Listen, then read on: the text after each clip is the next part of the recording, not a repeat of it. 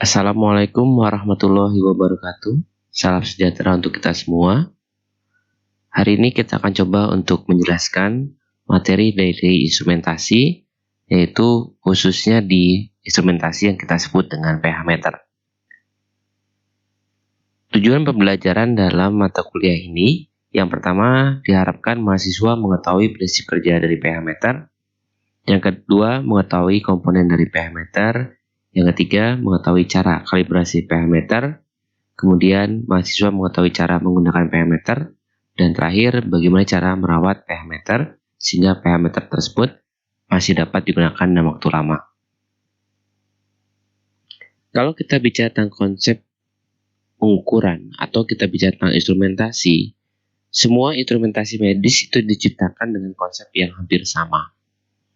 Konsep tersebut adalah konsep di mana perubahan yang terjadi pada suatu materi yang diukur itu akan dikonversikan menjadi energi lain dan didisplaykan atau ditampilkan dalam bentuk angka sehingga bisa menghasilkan suatu nilai tertentu. Nah, apa saja perubahan yang dapat diterima atau yang dapat diukur oleh suatu instrumentasi? Perubahan tersebut bisa saja perubahan secara fisika, perubahan secara kimia, ataupun perubahan biologis. Saya ambil contoh adalah perubahan suhu misalnya. Ketika seseorang itu ingin melihat apakah demam atau tidak, maka kita bisa lihat adanya perubahan suhu di situ. Nah, ada instrumentasi yang bisa mengecek perubahan suhu tersebut, yaitu termometer. Itu contohnya. Nah, di antara perubahan fisika tadi, itu ada suhu, listrik, gelombang, ukuran, dan sebagainya. Sedangkan perubahan yang berdasarkan perubahan kimia, dari kata rantai, bau, struktur, dan sebagainya, dan perubahan secara biologis, itu bisa asam amino, atau perubahan sel dan jaringan. Nah, di dalam instrumentasi pH meter ini, kita akan coba untuk melihat atau mengukur perubahan suatu materi berdasarkan sifat kelistrikannya. Jadi, pH meter itu adalah suatu instrumentasi yang bisa melihat adanya perubahan listrik. Seperti apa pH meter itu?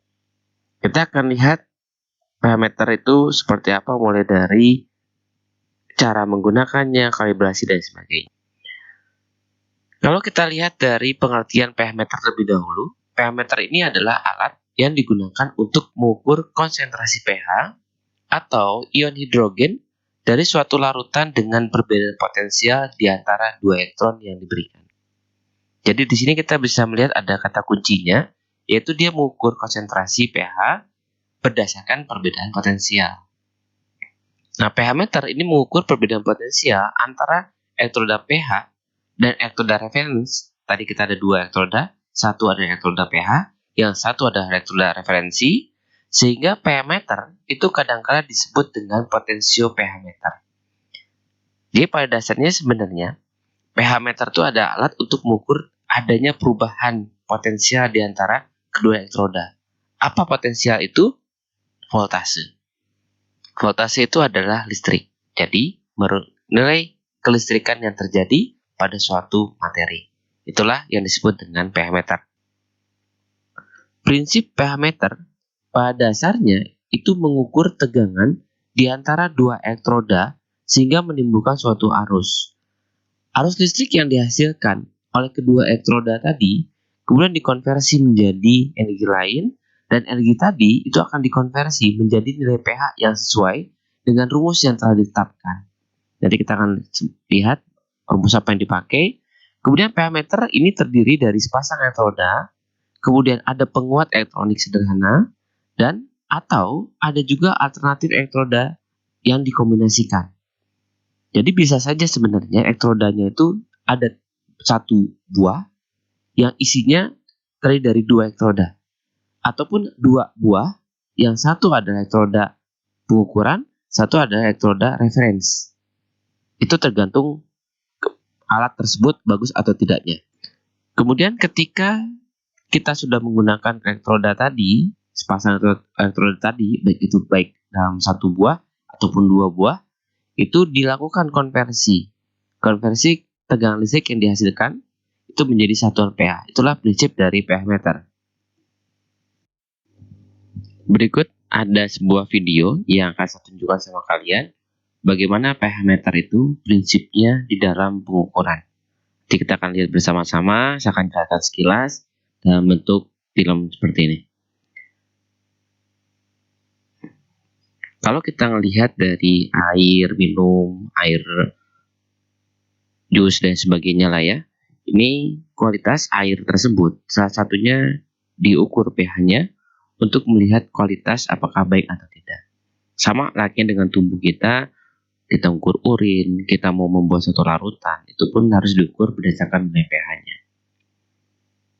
Jadi pH menjadi suatu hal yang sangat penting dalam pengukuran atau dalam suatu pembuatan larutan. Nah, ini adalah yang menemukan. Pertama, pH, di mana pH itu mulai dari 1 sampai dengan 14. Kalau kita konversi menjadi 10 sampai dengan 10 14. Nah, ini adalah alat ukur secara manual, pakai kertas, ada warna biru sampai ke arah merah, di mana biru bersifat basa dan merah bersifat asam. Nah, rumus yang dibuat adalah berbentuk seperti ini. Ini rumus yang dipakai untuk menentukan nilai pH-nya. Dan kita melihat ini adalah elektroda, di mana yang elektroda ini yang sering digunakan dari yang kaca. Ya, ada yang dua ini, ada yang kaca, ada yang keramik. Kita akan bahas yang kaca. Di mana yang kaca ini kalau kita buka, itu ada bulb namanya yang berwarna ini. Itu yang berwarna bulb yang paling bawah. Nah, kemudian diisi dengan buffer yang memiliki pH 7. Kemudian dikasih elektroda yang berasal dari perak. Kemudian ditutup dengan tabung lainnya yang di dalamnya ada elektroda juga. Nah, tadi yang perak awal tadi itu adalah yang disebut elektroda pengukur. Yang kedua ini adalah elektroda reference. Kemudian tabung kedua ini dijadikan satu, kemudian dikasih penghubung antara tabung 1 dan tabung 2, dan untuk memastikan adanya aliran listrik. Nah, pengukuran listrik dilihat dari kabel pengukuran tadi terbanding dengan reference. Itulah prinsip kerjanya jumlah elektron yang akan nempel di sana atau H+. Ketika bulb itu kita masukkan ke dalam larutan, maka nilai H+ yang terlepas atau yang ada dalam larutan itu akan menempel di bulbnya. Karena bulb itu terdiri dari suatu lapisan kaca tipis yang dilapisi dengan selaput permeabel terhadap H+. Dia hanya selektif terhadap H+. Dia nempel di sini, ini ada contohnya. Kemudian kalau kita lihat di dalamnya, karena pH-nya 7, itu dia memiliki H+ juga. Dia nempel nih, yang di dalam bulb itu, lapisan dalamnya, jumlah H+-nya 4. Kemudian yang di luar, ternyata H+-nya banyak, karena dia bersifat asam. Maka H+ yang nempel di luar, permukaan bulb, itu sangat banyak H+-nya. Selisih antara H+ dalam dengan H+ luar, itu akan menunjukkan atau menghasilkan arus listrik tertentu, sehingga terukurlah berapa pH-nya. Nah, ini kalau pH-nya kurang dari 7, H+ di luar, lebih baik dari dalam. Kalau dia netral, maka pH 7 ini jumlah H+ itu sama antara di dalam bulb sama di luar bulb. Tidak ada listrik di situ. Nah, kalau kebalikannya, yang ada listrik yang keluar sehingga dia berubah menjadi minus. Jadi H+ di dalam bulb lebih banyak dibanding yang di luar. Prinsipnya sederhana. Artinya berapa banyak jumlah H+ di dalam dibanding dengan luar. Banyakkan di dalam berarti dia basah. Banyakkan di luar berarti dia asam. Kalau sama berarti dia netral. Itu prinsip yang sederhana. Lainnya yaitu komponen. Komponen yang tadi saya sebutkan itu pada dasarnya adalah bulb. Yang isinya ada elektroda, kemudian ada amplifier, dan juga ada display. Yang sebelah kiri ini adalah pengukurnya atau elektrodanya, di mana ada bulb yang sensitif terhadap H+, dia adalah permeabel terhadap H+, kemudian ada buffer KCl yang pH-nya harus 7 di dalamnya, bukan di luar referensi ya, tapi di dalam yang elektroda pengukuran itu isinya adalah kabel AG. Kemudian ketika kita punya elektroda tadi dicelupkan, maka akan menghasilkan listrik. Sayangnya listrik itu tidak bisa terlihat atau terukur dengan kuat. Makanya diperlukan yang namanya amplifier atau penguat. Ada yang disebut dengan high input impedance amplifier. Itu yang disebut dengan penguat listrik. Yang hasilnya kecil dia tingkatkan sampai dengan besar, kemudian listrik tadi dirubah dikonversikan menjadi bentuk angka. Berapa nilainya? Kalau di sini tertampil 4,72. Nah, itu ada kanan kecilnya, ada tulisan pH, sama kanan kecil ada A tertutup, itu artinya dia udah stabil. Dan pengukuran ini dilakukan pada suhu 21,8. Jadi kalau elektroda yang bagus kadang-kadang disertai dengan termometer untuk mengukur berapa suhu dari larutan tersebut. Itu adalah pengukurannya. Nanti sebelah kanan kita bisa melihat ada 8 mV. Itu adalah voltase yang dikeluarkan dari suatu instrumen. Dan kita melihat ada 99%. Itu menunjukkan sensitivitas dari pengukuran tersebut. Dari komponen tersebut, kita akan bahas satu-satu, walaupun tidak semua yang terbahas, karena nanti ada yang tidak perlu dibahas untuk analis, hanya bagian tertentu saja. Di mana komponen dari pH meter ini adalah satu elektroda. Elektrodanya ada elektroda kaca, yang di luar, referensinya di dalam alat. Ada yang elektroda reference, terus ada tuh dua-duanya. Ada yang dalam alat, ada yang terbuka, ada yang di luar. Dia dimasukkan ke dalam larutan yang bersamaan, dua-duanya. Ada juga kombinasi. Nah, kombinasi ini adalah yang terbaru. Jadi kalau kita lihat ada cuma satu buah, yang mungkin Anda pernah lakukan praktikumnya, itu isinya adalah elektroda kaca yang sudah dikombinasikan dengan elektroda reference.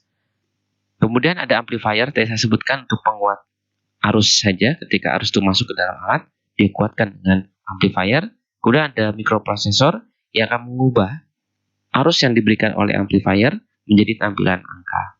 Di sini saya hanya akan menjelaskan tentang elektroda kaca saja, karena elektroda kaca itu yang paling utama dalam pengukuran pH meter. Karena elektroda reference itu sudah pabrikan dan sudah masuk ke dalam instrumen yang sudah dibakukan. Kalau kita bicara tentang elektroda kaca ini adalah elektroda yang paling penting yang menjadi nilai kritis dalam pengukuran pH meter. Elektroda kaca berfungsi sebagai salah satu kutub di antara dua elektroda pH meter yang tercelup ke dalam larutan. Nah, di sini ada kata dua elektroda pH meter yang tercelup. Kalau ada kalimat dua elektroda pH meter, ini berarti dia menggunakan dua. Satu elektroda kaca, yang satu referensi yang dicelupkan ke dalam larutan. Itu yang dulu. Jadi kalau yang baru itu udah jadi kombinasi. Tapi tetap harus ada elektroda kacanya. Pada ujung elektroda, ini terdapat bulb. Jadi di ujung elektroda kaca, tadi ada bulb yang berfungsi sebagai tempat terjadinya pertukaran ion positif. Jadi hanya ion positif yang ada di sana, atau yang berperan di situ hanya ion positif. Pertukaran ion yang terjadi menyebabkan adanya perbedaan beda potensial. Beda potensial itu adalah voltase di antara dua elektroda, sehingga pembacaan potensiometer akan menghasilkan positif atau negatif. Dia bisa memberikan listrik atau dia menarik listrik.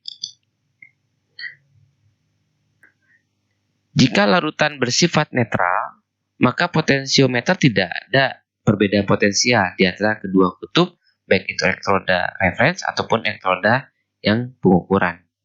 Sedangkan jika larutan bersifat asam, maka terjadi potensial elektroda itu menjadi lebih positif dibanding elektroda reference. Karena adanya perbedaan potensial, satu adalah lebih positif daripada reference, maka muncullah suatu listrik. Pada kondisi ini, potensiometer akan membaca negatif, yang diartikan sistem itu memiliki pH kurang dari 7. Tapi jika dibalik, larutan bersifat basah, maka elektroda kaca akan memiliki potensial yang lebih rendah dibanding elektroda reference. Dalam kondisi ini, pembacaan pH menjadi lebih besar daripada angka 7. Makanya pH lebih dari 7. Itulah teknik membacanya berapa jumlah H+-nya. Kemudian bagaimana cara menggunakan pH meter? Menggunakan pH meter itu tidak serta-merta langsung kita gunakan. Kita buka bulbnya, kita masukin larutan, langsung dipencet read. Tidak seperti itu ya. Tergantung dari berapa sering kita menggunakan pH meter. Kalau kita sering menggunakan pH meter, misalnya sehari 4 kali atau 10 kali, itu kita bisa aja langsung read. Langsung bersihkan elektrodanya, kemudian dilap, kemudian baru dimasukkan ke dalam larutan dan kita pencet read. Tapi idealnya, berdasarkan penggunaan alat laboratorium yang baik, penggunaan pH meter tuh harus selalu dilakukan dengan kalibrasi terlebih dahulu. Jadi kita harus pastikan, masih bagus nggak itu elektrodanya? Masih ada nggak listriknya? Jadi ketika kita sudah lakukan kalibrasi dan memastikan bahwa alat tersebut masih layak guna, maka kita lanjut dengan proses penggunaan. Ketika kita gunakan, maka terakhir kita harus lakukan perawatan supaya tidak terjadi kerusakan ataupun sistem error. Jadi sistem error itu alatnya bekerja, tapi terjadi error karena adanya hambatan. Hambatan bisa terjadi karena adanya kerak di bulb, atau terjadi adanya sumbatan, atau adanya lapisan yang tergores dan sebagainya. Itu yang menyebab namanya sistem error. Jadi pertama kalibrasi, pastikan itu alat berjalan, kemudian kita lakukan prosedur baku untuk melakukan pengukuran, baru kita lakukan perawatan setelah kita gunakan. Berikut kita lakukan proses kalibrasi, namun sebelum kita melakukan kalibrasi, kita lakukan persiapan terlebih dahulu. Apa saja yang harus disiapkan untuk melakukan kalibrasi? Yang pertama, kalibrasi dilakukan dengan buffer yang memiliki nilai tertentu. Nilai buffer yang diminta atau yang disarankan itu adalah 4 dan 10. Tapi ada juga yang menggunakan 4 dan 7 atau 7 dan 10. Tapi kalau kita sebutkan yang disarankan itu adalah 4 dan 10 karena memiliki rentang yang jauh. Setelah kita sudah siapkan pH 4 dan 10 misalnya, kemudian sebelum melakukan kalibrasi, pastikan elektroda dan buffer itu pada suhu yang sama. Jadi kita simpan dulu pH meternya, kemudian kita simpan buffernya di suhu yang sama. Di ruangan misalnya seperti itu, kita simpan. Tunggu kurang lebih sekitar 30 menit sampai suhunya sama. Kemudian, kalau kita lihat buffernya itu sudah kadaluarsa, maka pastikan kita harus beli atau buat yang baru.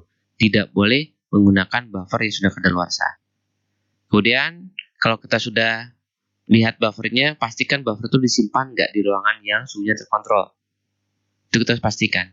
Jadi sudah siapkan, semuanya kita cek lagi nih, tanggal kadaluarsanya kapan, suhunya berapa. Kemudian nanti setelah selesai kalibrasi, itu pastikan sisa buffernya itu harus dibuang, tidak boleh dikembalikan. Kemudian ketika kita udah menggunakan dan masih ada sisa di botol stoknya, itu harus kita lindungi dari paparan udara yang berlebihan, kemudian karbon dioksida, itu bisa menurunkan pH. Jadi hati-hati dengan kondisi seperti ini, nomor 1, nomor 2, nomor 3, dan nomor 4 itu dilakukan sebelum kalibrasi, nomor 4, 5, dan 6 itu dilakukan setelah kalibrasi. Teknik kalibrasi untuk pH meter ini memiliki dua teknik. Yang pertama, melakukan setting voltase pada instrumen. Yang kedua, langsung disetting dengan instrumen tersebut. Jadi dia otomatis. Nah, cara yang pertama adalah cara melakukan setting voltase atau tegangan di dalam instrumentasinya. Jadi, kalau kita punya pH itu netral, maka tidak boleh ada tegangan atau ada listrik yang muncul. Jadi, caranya kita ambil bulb atau elektroda tadi, kita celupkan ke dalam pH 7, kemudian ketika dia sudah stabil, maka kita setting alat tersebut menjadi 0 voltasenya. Kemudian kita ambil buffer yang lainnya, yaitu buffer 10 misalnya kita punya. Nah, berdasarkan rumus bahwa setiap kenaikan atau penurunan pH sebesar 1, maka akan terjadi perubahan tegangan sebesar 0,059. Nah, tadi kita punya buffer 10 nih. Saya akan coba untuk ukur berapa sih voltasenya. Maka cara mengukurnya adalah 10 dikurangi 7. Kenapa harus dikurangi 7? Karena 7 itu ada nolnya. Voltasenya nilainya 0. Makanya dia selalu dikurang dengan 7. Kemudian ketika kita kurangkan 10 kurang 7, kalikan dengan 0,059. Maka hasilnya 0,18. Itu artinya kalau kita mencelupkan elektroda ke buffer 10, maka dia akan menghasilkan 0,18 volt. Kemudian bagaimana kita bisa tahu dia 10? Maka ada angka yang koefisien itu tetap, yaitu 17. Kita kalikan 0,18 kali 17. Kemudian kita tambahkan 7 koefisiennya juga, yaitu hasilnya 10. Walaupun sebenarnya ada 10,06. Nah, itu adalah perhitungannya. Tapi bagaimana kalau kita punya buffernya hanya 4? Ketika kita punya buffer 4, maka kita lakukan hal yang sama. 4 kurang 7 dikali 0,059. Hasilnya minus 0,18. Maka kita setting alat tersebut menjadi minus 0,18. Kemudian bagaimana cara konversinya? Persis kayak tadi, minus 0,18 kali 17 ditambah 7. Maka hasilnya kurang lebih 4. Ini adalah teknik kalibrasi dengan cara yang pertama. Dari mana 0,059? Ini adalah penjelasannya. Jadi kalau persamaan Nernst itu bahwa potensial elektroda itu adalah potensial elektroda 0 dikurangi 0,059 log H plus internal yang dalam elektrodanya dibagi dengan H plus eksternal yang ada di luar atau di larutan yang kita ukur. Karena H plusnya itu konstan, maka persamaan berubah menjadi potensial elektron sama dengan E bintang tadi ditambah 0,059 log H plus eksternalnya. Karena internalnya adalah KCl pH 7. Konstan ya, berarti dia menjadi hilang. Nah, kalau hilang seperti ini, maka pH-nya itu adalah min log H plus, maka potensial elektroda itu adalah E bintang dikurangi 0,059 pH. Inilah kenapa setiap kenaikan pH satu satuan itu akan merubah tegangan sebesar 0,059. Berikut adalah kalibrasi parameter dengan teknik yang kedua.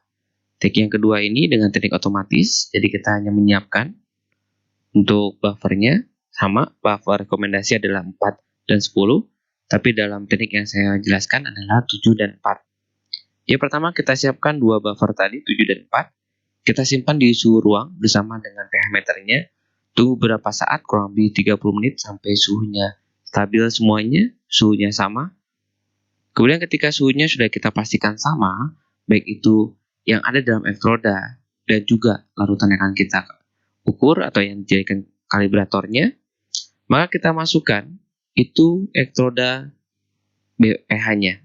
Ya, pastikan bersihkan dulu, keringkan dulu dengan tisu atau kertas yang sesuai ya, atau kain yang sesuai. Nah, ketika sudah dikeringkan, masukin elektrodanya ke dalam larutan, kemudian kita pencet kalibrasi. Tunggu berapa saat sampai ada kalimat bahwa kalibrasi selesai. Kalimat itu bisa saja ada tulisannya follow link, ada tulisannya langsung KAL 2, atau ada tulisan lain sebagainya. Itu tergantung dari pabrikan. Kemudian ketika sudah, kita cuci elektrodanya itu dengan air yang mengalir ya, Aquades. Kemudian kita lap lagi. Hati-hati, kita harus menjaga memegang elektroda itu dengan hati-hati. Tidak boleh gunakan elektroda itu untuk mengaduk. Tidak juga larutan yang akan kita ukur itu berputar. Karena akan menimbulkan gesekan yang bisa menyebabkan lapisan bulb tadi itu rusak. Yang bersaput permeable tadi yang saya jelaskan.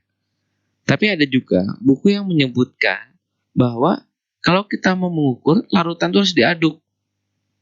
Nah, ini ada dua referensi yang berbeda. Tapi saya pribadi, saya lebih condong ke arah tidak boleh diputar. Baik itu elektrodanya ataupun larutannya, karena ketika dia diputar, maka akan terjadi kelistrikan yang berbeda akibat gesekan molekular. Itu yang terjadi. Kemudian ketika kita sudah bersihkan, baru kita masukkan ke dalam buffer yang ukurannya pH 4. Kemudian kita tunggu, maka akan keluar angka yang menunjukkan tingkat sensitivitasnya. Ketika angka sensitivitas itu keluar, misalnya 99 atau 95, itu keluar angka, itu menunjukkan bahwa kalibrasi sudah selesai dan kita bisa lihat nilai sensitivitas dari A tersebut sebesar angka yang keluar barusan.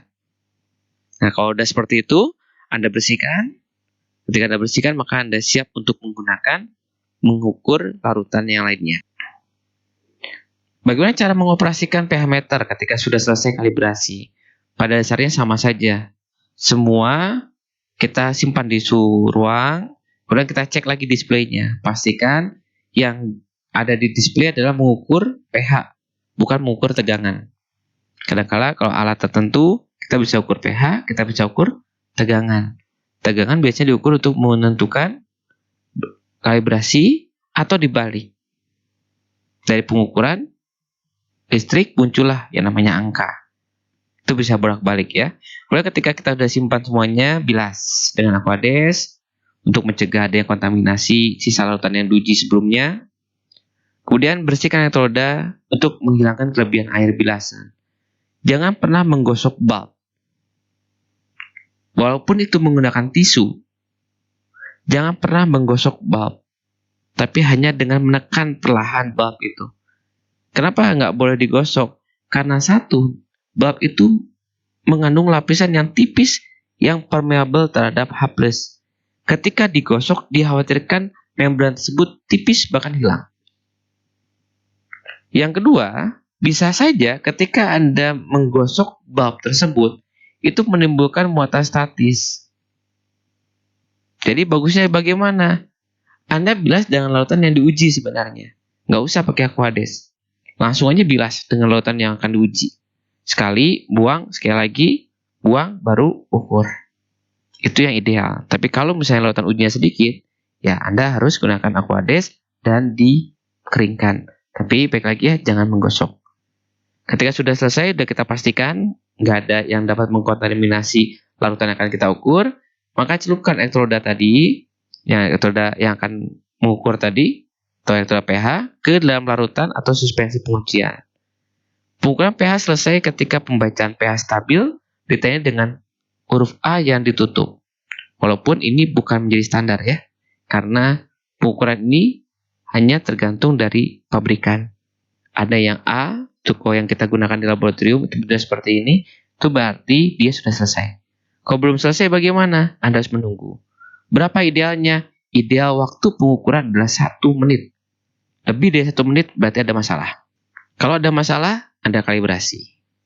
Nah, itulah fungsinya Anda melakukan kalibrasi, dan itulah fungsinya kenapa Anda harus melakukan perawatan.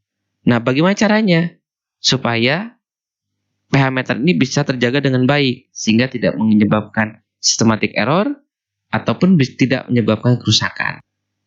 Teknik perawatan, itu elektroda harus selalu dalam keadaan tercelup. Jadi kalau Anda sudah selesai, itu harus ditutup lagi bulbnya. Itu dengan kondisi basah. Seringkali saya melihat bulb itu tidak tertutup dengan larutan. Jadi tutupnya bulb itu harusnya ada cairan. Ini sering saya melihat udah kering. Itu tidak boleh. Terus bagaimana kita harus memasukkan cairan tersebut? Atau cairan apa yang harus kita masukkan? Yang dimasukkan ke dalam larutan tersebut itu adalah buffer yang memiliki pH 3 kalau mau bagus. Ada buku yang menyebutkan pH 4. Nggak masalah. Misalnya saya punya HCl dengan pH 4 ya silakan. Saya punya KCl silakan. Kalau nggak ada, masukkanlah pH 7. Tapi pH 7 ini bukan Aquades. Tapi pH 7 yang berasal dari buffer. Karena kalau Aquades tidak akan ada tuh kelistrikan di situ, tapi kalau buffer 7, dia tetap ada kelistrikannya. Nah, kalau kita menggunakan buffer 7, itu harus sering dikalibrasi. Jadi hari ini kita gunakan selesai. Kita tutup bulbnya itu dengan pH 7. Maka dia akan dikalibrasi lagi 2 hari lagi. Atau bagusnya setiap besok kita kalibrasi. Lusa mau dipakai, kalibrasi. Nah, beda dengan pH 3. Kalau pH 3 ini nggak perlu sering dikalibrasi. Hari ini saya pakai, saya tutup dengan pH 3. Minggu depan saya pakai, nggak perlu kalibrasi. Anda tinggal read aja. Itu bedanya. Kalau nggak ada pH 3, nggak ada pH 7, terpaksa Anda gunakan air keran. Sekali lagi, tidak boleh Aquades. Kenapa air keran boleh? Karena air keran memiliki ion. Kalau Aquades tidak. Nggak ada air keran, ya Anda silakan cari air yang berion. Misalnya minuman yang berion, silakan boleh-boleh saja. Yang penting tidak boleh Aquades. Kemudian pemeliharaan, kalau tadi ada perawatan, saat ini kita pemeliharaan. Bagaimana kita memelihara pH meter itu supaya tetap baik? Satu, jangan pernah elektroda itu terbentur. Makanya kenapa tidak boleh kita putar. Itu bisa saja menyebabkan benturan ke dindingnya atau benturan yang sangat kecil pada air tadi. Dia tidak boleh itu terbentur elektrodanya.